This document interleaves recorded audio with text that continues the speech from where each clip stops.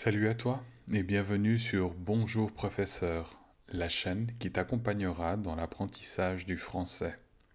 Aujourd'hui, je vais commencer la lecture du livre Voyage au centre de la Terre de Jules Verne, une édition disponible dans le projet Gutenberg. C'est une édition de libre accès.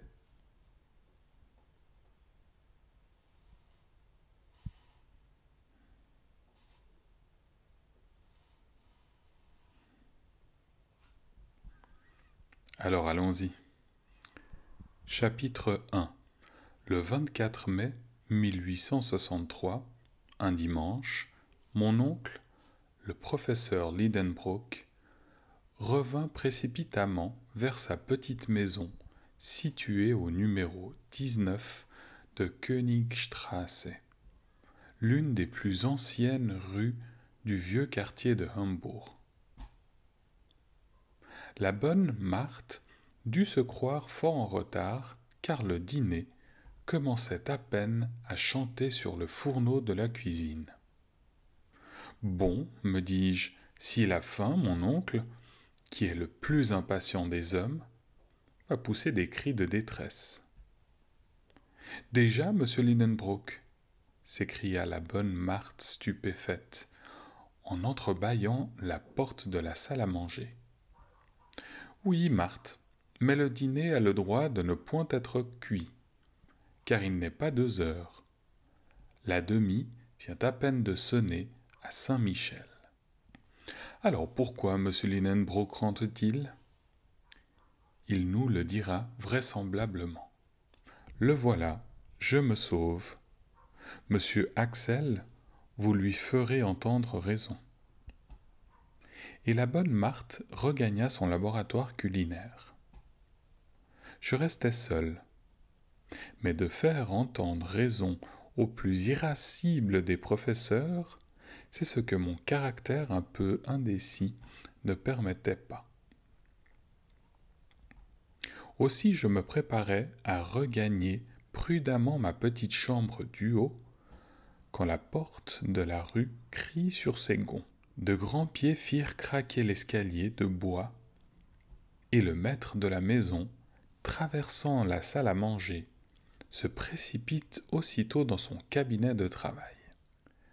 Mais pendant ce rapide passage, il avait jeté dans un coin sa canne à tête de casse-noisette, sur la table son large chapeau à poils rebroussés, et à son neveu ces paroles retentissantes.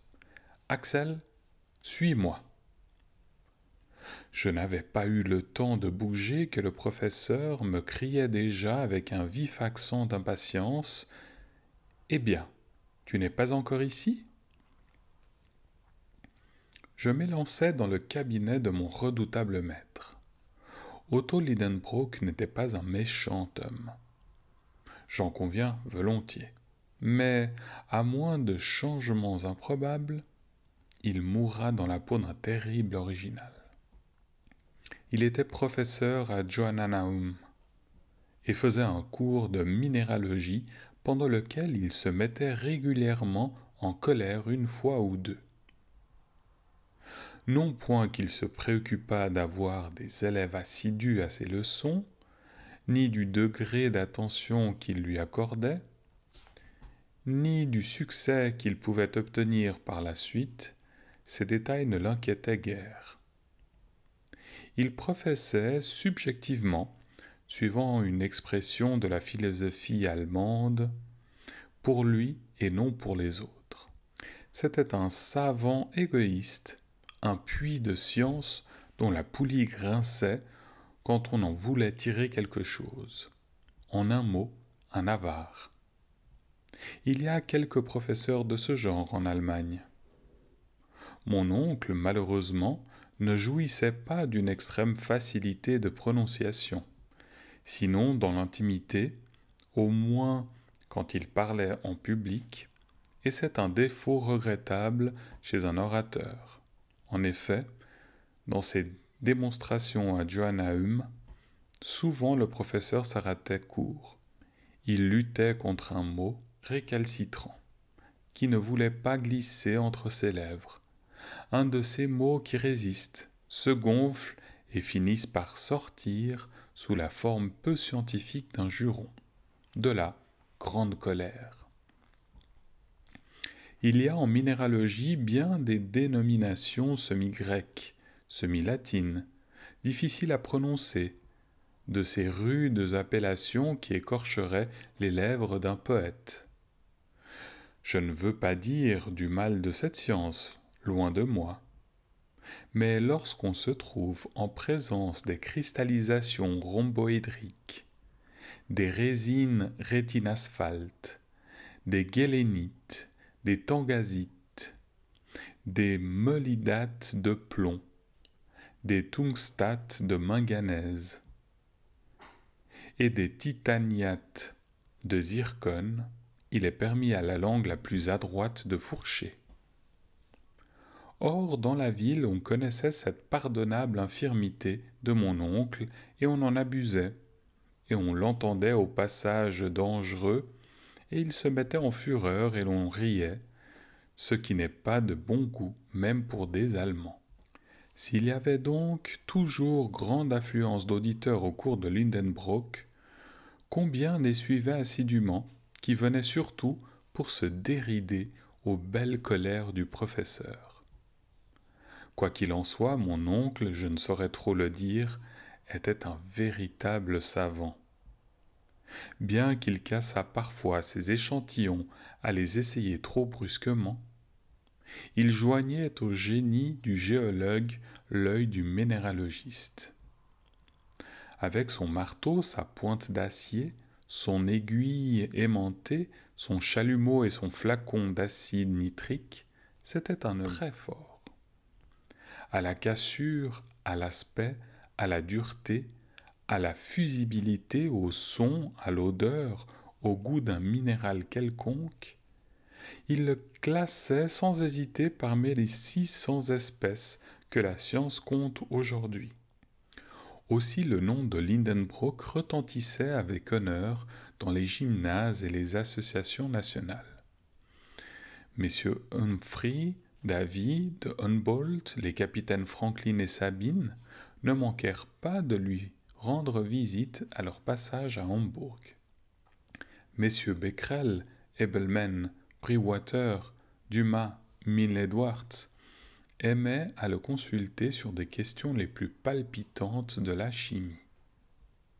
Cette science lui devait d'assez belles découvertes, et en 1853, il avait paru à Leipzig un traité de cristallographie transcendante par le professeur Otto Lindenbrock, grande in-folio avec blanche, qui cependant ne fit pas ses frais. Ajoutez à cela que mon oncle était conservateur du musée minéralogique de M. Struve, ambassadeur de Russie, précieuse collection d'une renommée européenne. Voilà donc le personnage qui m'interpellait avec tant d'impatience. Représentez-vous un homme grand, maigre, d'une santé de fer et d'un blond juvénile qui lui ôtait 10 bonnes années de sa cinquantaine. Ses gros yeux roulaient sans cesse derrière des lunettes considérables. Son nez, long et mince, ressemblait à une lame affilée. Les méchants prétendaient même qu'il était aimanté et qu'il attirait la limaille de fer. Pure calomnie. Il n'attirait que le tabac, mais en grande abondance, pour ne point mentir. Quand j'aurais ajouté que mon oncle faisait des enjambées mathématiques d'une demi-toise, et si je dis qu'en marchant il tenait ses poings solidement fermés, signe d'un tempérament impétueux, on le connaît assez pour ne pas se montrer friand de sa compagnie. Il demeurait dans sa petite maison de Königstrasse, une habitation moitié bois, moitié brique à pignons dentelés. Elle donnait sur l'un de ces canaux sinueux qui se croisent au milieu du plus ancien quartier de Hambourg que l'incendie de 1842 a heureusement respecté. La vieille maison penchait un peu, il est vrai, et tendait le ventre aux passants. Elle portait son toit incliné sur l'oreille, comme la casquette d'un étudiant de la Tugendbund. L'aplomb de ses lignes laissait à désirer, mais en somme, elle se tenait bien, grâce à un vieil orme vigoureusement encastré dans la façade, qui poussait au printemps ses bourgeons en fleurs à travers les vitraux des fenêtres. Mon oncle ne laissait pas d'être riche pour un professeur allemand. La maison lui appartenait en toute propriété, contenant et contenu. Le contenu, c'était sa filleule Graüben, jeune virlandaise de 17 ans, la bonne Marthe et moi. En ma double qualité de neveu et d'orphelin, je devins son aide préparateur dans ses expériences. J'avouerai que je mordis avec appétit aux sciences géologiques. J'avais du sang de minéralogiste dans les veines. Et je ne m'ennuyais jamais en compagnie de mes précieux cailloux. En somme, on pouvait vivre heureux dans cette maisonnette de Königstrasse. Malgré les impatiences de son propriétaire, car, tout en s'y prenant d'une façon un peu brutale, celui-ci ne m'en aimait pas moins. Mais cet homme-là ne savait pas attendre. Et il était plus pressé que nature. Quand en avril, il avait planté dans les pots de faïence de son salon des pieds de réséda ou de volubilis, chaque matin, il allait régulièrement les tirer par les feuilles afin de hâter leur croissance. Avec un pareil original, il n'y avait qu'à obéir. Je me précipitai donc dans son cabinet. Voilà, c'était la lecture du premier chapitre. Merci. N'oubliez pas de vous inscrire sur ma chaîne. Bonjour professeur.